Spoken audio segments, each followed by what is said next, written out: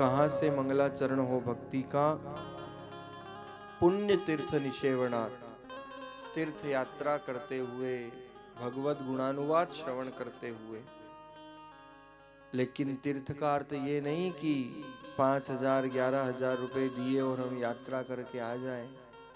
आजकल लोग तीर्थ यात्रा भी करते हैं तो पहले वहाँ व्यवस्था देखते हैं, कौन सी होटल अच्छी है, कौन सा रेस्टोरेंट अच्छा है, भोग के लिए साधन कौन कौन से अच्छे हैं। वो तीर्थ यात्रा नहीं, वो पर्यटन कहलाता है। और इसलिए तीर्थ किसे कहते हैं? तरंती अनेनैति तीर्थम, जो तार दे वह तीर्थ है। गोस्वामी जी महाराज से जब पूछा कि आप किसे वास्तव में संसार का सबसे बड़ा तीर्थ मानते हैं, तो मानस में गोस्वामी जी लिखते हैं, मुद मंगलमय संत समाजो,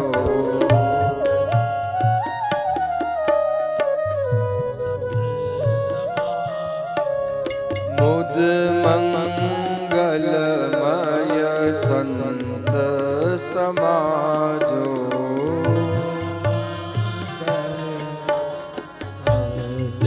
समाजो, जो जग जंगम तीरथ राजो, तीरथ राजो, मुद मंगलमय संत समाजो।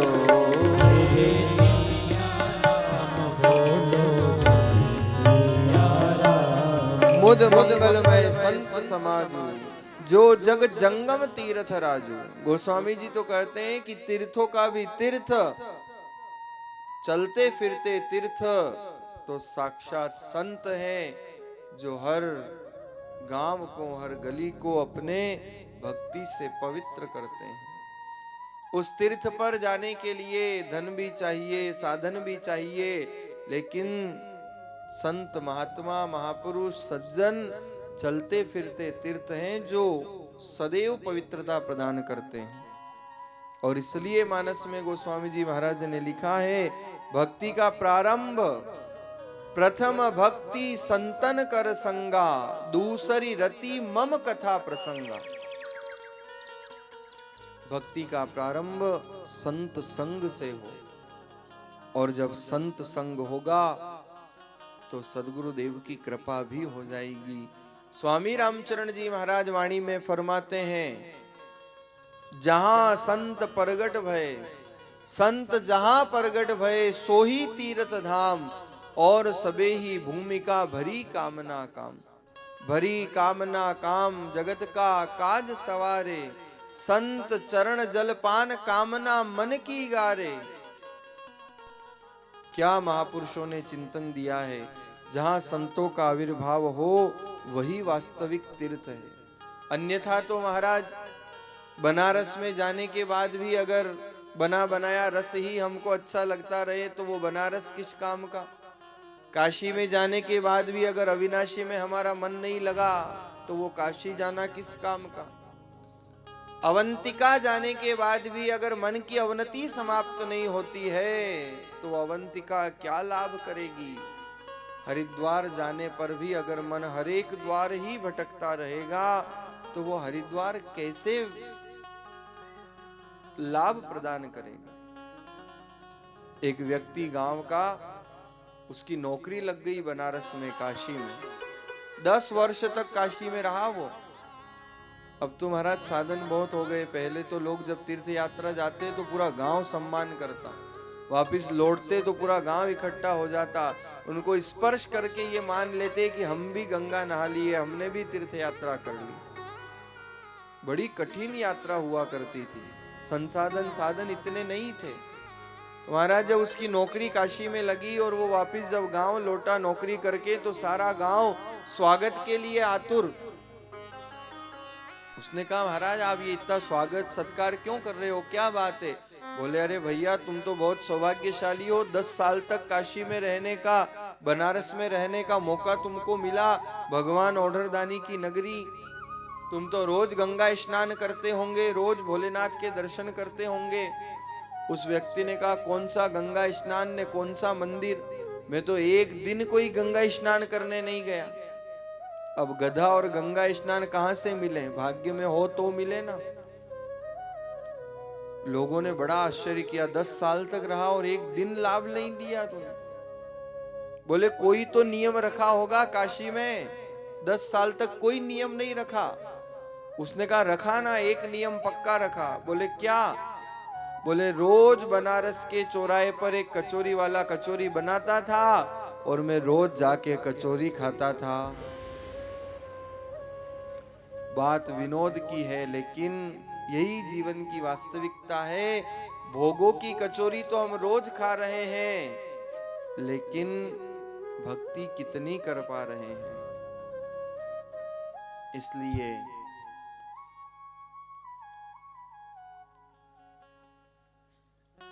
जीवन में भक्ति का पदार्पण होना अत्यंत आवश्यक है।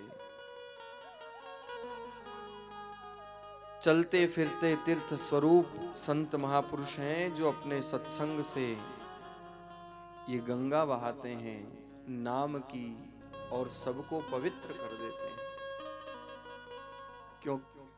क्योंकि महाराज जब संत सानिध्य मिलता है, सत्संग मिलता है,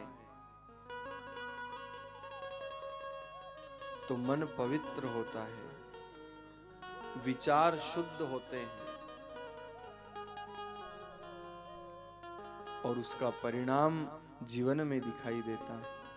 तो तीर्थ यात्रा कैसी होनी चाहिए? शास्त्रों में तो लिखा है, अन्य क्षेत्रे कृतम पापम तीर्थ क्षेत्रे विनश्यति। क्यों जाते हैं हम? ताकि हमारे पाप ताप परिताप संताप समाप्त हो। अन्य क्षेत्रे कृतम पापम तीर्थ क्षेत्रे विनश्यति, तीर्थ क्षेत्रे कृतम पापम वज्रलोपे भविष्यति। लेकिन वहां तीर्थ में जाकर के भी अगर हम कर्म अपकर्म कर रहे हैं तो वो पाप कब समाप्त हो पाएंगे? और जब केदारनाथ जैसी त्रासदी, जब प्रकृति का प्रकोप होता है, तो लोग भगवान की सत्ता पर प्रश्नवाचक चिन्ह लगाते हैं। पर जिस भक्ति की भूमि को हम भोग की भूमि बनाने में आतुर हो रहे थे, उस दिन कोई बोलने वाला नहीं था। इसलिए स्यान महत सेवया विप्रा पुण्य तीर्थ निषेवनात्, संत सेवा विप्र सेवा और तीर्थाटन करते हुए भक्ति का प्रारंभ करना चाहिए। क्योंकि महाराज जब संतों की कृपा होती है, जब सज्जनों का स्नेह मिलता है, तो जीवन व्यक्ति जीना सीखता है। लाइफ इज ए आर्ट, जिंदगी भी एक कला है। हर व्यक्ति इस संसार में अभिनय करने के लिए आया है और वह अभिनय जब वह अच्छी तरह से कर पाता है तो जीवन जीने का आनंद आता है।